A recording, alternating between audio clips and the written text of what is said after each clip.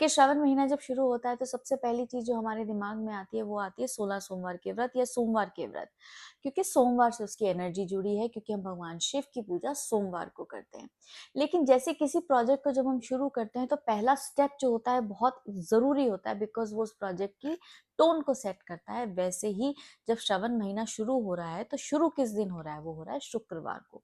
पंचांग के हिसाब से हर दिन की एक प्लैनेट की एक एनर्जी है। शुक्रवार को इस बार श्रावण महीना शुरू होता है। शुक्रवार की जो एनर्जी है वो हमारे शुक्र ग्रह को जाती है। तो अब हम इस शुक्र ग्रह को किस तरह से मेक श्योर करें कि जो हमारी टोन है वो बहुत अच्छी सेट हो जाए पूरे श्रावण महीने के लिए। तो हम क्या करेंगे कि हम शुक्र से रिलेटेड चावल हो गए, और चावल का आटा ले लेंगे और दूध ले लेंगे। अब इन दोनों को मिलाकर हम बनाएंगे शनिक शिवलिंग। शनिक शिवलिंग होता है जो एक क्षण भर के लिए बनाया जाता है, उसकी पूजा की जाती है, फिर उसको विसर्जित कर दिया जाता है। तो जब हम क्षणिक शिवलिंग बनाएंगे उसके बाद हम आप उसका अभिषेक पंचामृत से कर सकते हैं, गंगा जल से कर सकते हैं, सिर्फ पानी से कर सकते हैं। भाव इंपॉर्टेंट है यहाँ पर, याद रखिएगा। आपकी इंटेंशन क्लियर होनी चाहिए जब आप पूजा कर रहे हैं।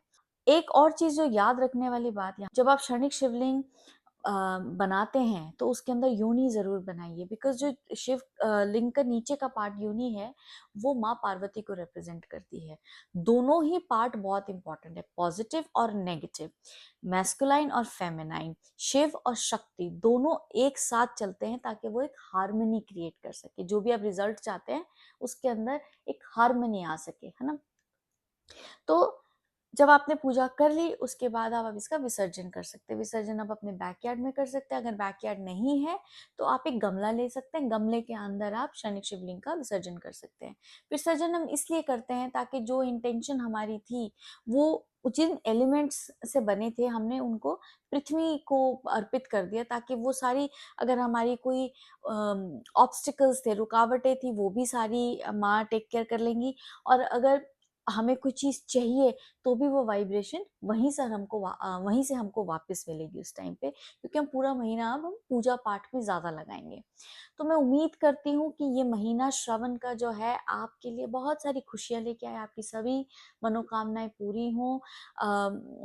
भगवान शिव और माँ पार्वती अपना आशीर्वाद सदैव आपके ऊपर बनाए रखें।